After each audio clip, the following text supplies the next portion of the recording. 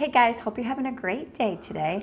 This video is going to be all about the dining room and the dining room area. Now, I did the last one on the kitchen and explained the kitchen and a little bit how I set mine up, things like that, and give you a little tour of it.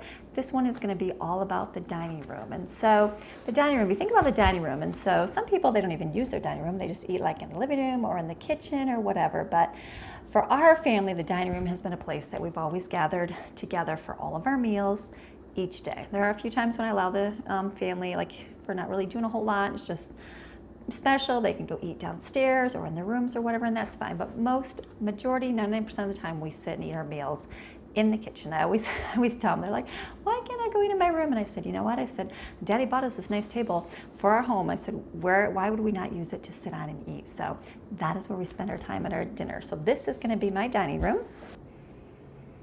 So when you think of a dining room and you think, this room is just simple. It contains the place where your family comes together and will share a meal. So what does it look like to you? Is your table even accessible? Are there stacks of papers and books that have accumulated on your table? Bags and purses and coats, can sit on the chairs where you left them. Sometimes they get put here when they come home from errands. So it's important to always put your things away. In our home, we use the table for a lot of different things. I used to do my work on here. I did my work right here at the end is where I sat all the time. But now I have a desk in my dining room in my living room where I do my work. But this table gets played on with Play-Doh. We eat on it every day. The boys play on it with their cars, their Legos, things like that. So I have to make sure that when the children and myself are finished, that we pick up our items and put them away so that our table can be clear and free from distractions while we're eating. So you have to look at your table. Now, we got this table and I purchased it, we saved up, and I purchased it specifically because it looks like a worn tabletop, which is perfect for our family, so especially with the grain on it, because we definitely wear and use our tables. So let's say we've had many tables where they just look scratched and they look bad. So how do you go about fixing that? So I would recommend getting tablecloths. We have used tablecloths many times before. I don't use it on this table, but every other table I've ever had, I bought tablecloths. I don't use the cloth ones because you have to wash those and they get stained, but the vinyl ones, they have some really nice ones at Target and Walmart, and you can just wipe them off. So I would recommend getting one of those, and you can just change it out for seasonal. It looks so great with that.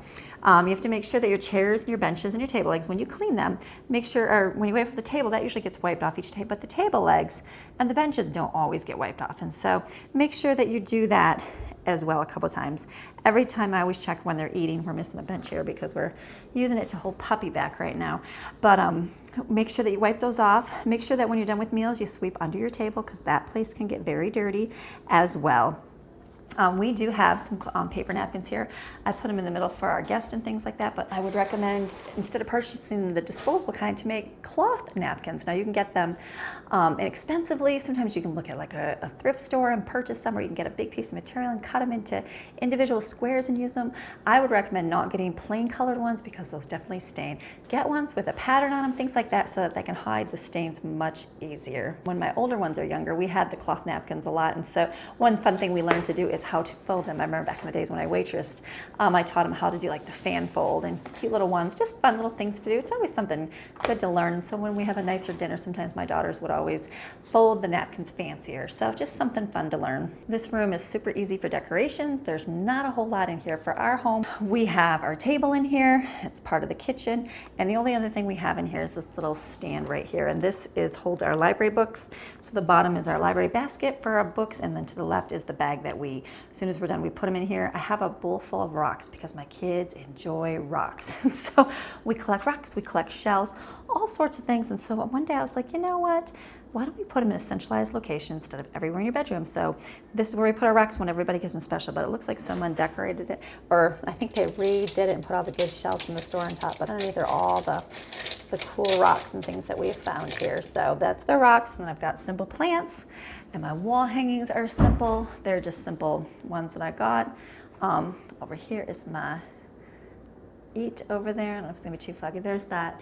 This room is very simplified. For our room, we keep our trash can over here as well, and then this we keep the key rack, and this keeps the dog's leash on it, our keys, and then a up on top is our alarm, and then any like my husband's stuff can go inside there. So that's it. And we have a clock on the wall as well. So that's it for our dining room. Super simple. What are some things you're gonna need for this room? Well, you're definitely gonna need a table. We've had so many tables over the years. We started with a card table, moved up to one that we did purchase. No one gave, somebody gave us one. We had a lot of tables given to us. We did some where we looked on through Craigslist type things and we purchased them. We had bought a really nice one time, and then we outgrew it, and then we needed a really big table. And so we just held out and waited until we had the money, and then we purchased this one. And I know I really enjoyed seeing the fancier ones at the store. They look so much nicer with the polished tops, all that kind of thing. But I had to think reality with kids, and it was going to get dented, it was going to get scratched. So instead of being disappointed, that's why I got the worn tabletop look, because it's going to get that way with kids. Instead of fussing about it, we're going to be living on it, so I can't be too strict.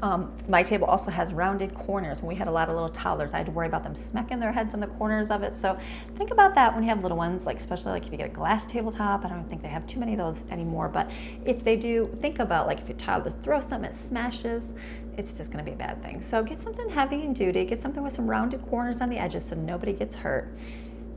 In this space, if you don't, in your room, if you need a high chair, we have had multiple high chairs, so many different high chairs over the years. And one of the favorites I would do if I had to have a high chair right now, I would just get the portable, like a chair. I think it hooks onto the table. It doesn't take up any space. I'm trying to think like, I think it's just a portable clip-on high chair.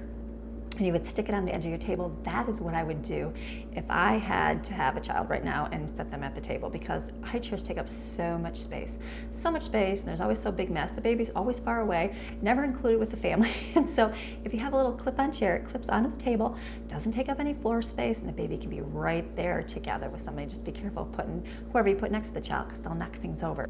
If you can't purchase a table brand new, look at getting some used. You can find a lot of really good used ones that maybe the tops just need to be sanded down, and you can respray them and put some clear coat on them and have like a brand new table just with a little bit of elbow grease. We have had the floor underneath. I would recommend just keep it at a plain floor. Skip rugs, skip carpets, all of that, because it just is messy. We've had where I did put a rug under a table one time, but it was just a catch-all for everything and dirty and just such a mess. It was not a good thing. So I'd recommend just a floor that you can sweep up easily.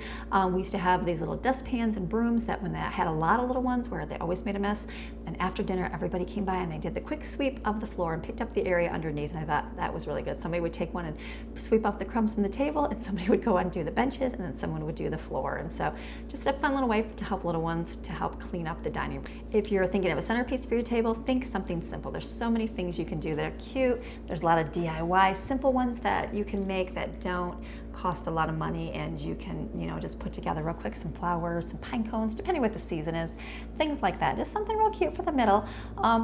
Just something simple. We've got ours from Hobby Lobby. I've got the little 3-tier thing, and then we just fill it with little pine cone, little things on the bottom. Then our napkins, we put salt and pepper on the top. Super simple with the hydrangea flowers on the side, because those are my favorite flowers. What's something else that you have to think about for a dining room?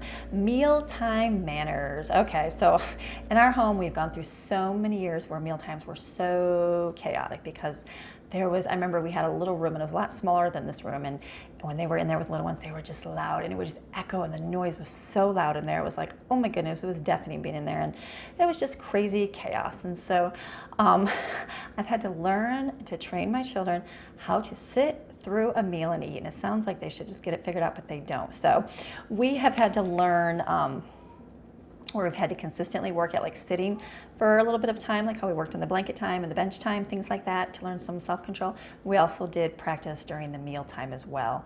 When I had a lot of little ones, it just got loud. They were so loud. We had to learn to wait your turn, don't talk with food in your mouth, wait till the other person finishes and let the other person talk, because everybody wanted to talk and share about everything, which is wonderful, but it just can get so loud in there. So we had to, I had to teach the kids to lower their voices and to not interrupt when someone else is talking. We also had to work on chewing with their mouths closed and not open. We also had to teach them not to ask for food until they were finished with their plate first, because they're real good on, I want some more, and I had to teach them to wait until they were done and finishing their plate of food. They also couldn't get up and get their own food. They had to wait and ask. one thing we also worked on is taking some drinks when they're eating, because sometimes they go a whole entire dinner and lunch and not even take a drink while they're eating. So I explained how it was important to have some water to help wash down the food while they're eating. So that was just something else we had to work on. And the last thing was to make sure they ask the hostess if they can get up or be excused from the table. So that's just some few things that we worked on over the years. And then if they were done, we taught them to scrape their food onto either a plate, or now we do it to the trash cans. They all take their plates to the trash can, scrape them up, and then they take them to the sink. And then now that my children are getting older, when they were younger, we just basically worked on table manners because that was what we got through. But as they got older, we worked on doing some fun things like conversation starters. And so my kids still say, I remember the question jar, that's my favorite. And so we would have just a simple mason jar. And we had a couple questions printed out, and then we would usually choose 1 or 2 questions for dinner. And that was the favorite thing. Once in a while, I'd get those printed out, and the kids really like doing them. And you can go over to my blog at plainnotsopplain.com and search for dinner conversation starters. And you can print off a whole slew of them for free. There's no, you don't have to do anything or sign up, but you can just go get them for free. And so that's something we really enjoyed. Some of the questions we would ask is, name 3 activities that make you happy. You know, if you had 3 wishes, what would they be? Name a special talent about someone else at the table. What will you miss about winter? Tell me a favorite memory from our family. So there was a whole list of them. There's probably a couple hundred questions on there, and print them off, and then we could go around and we can just do 1 or 2 sentences. 1 question per child, but most of the time everybody wants to answer that question, so we would do just 1 question, then everybody had a turn, and then I give everybody a turn to talk, and everybody listened, and it just was another way to teach them to wait their turn until they were done. So mealtimes can be an enjoyable time. If you got a lot of little ones, like I had the 6 little ones, and it was just chaotic and really crazy. And so we got through it. It was loud. We had to learn to work on manners, especially if you haven't worked on it before.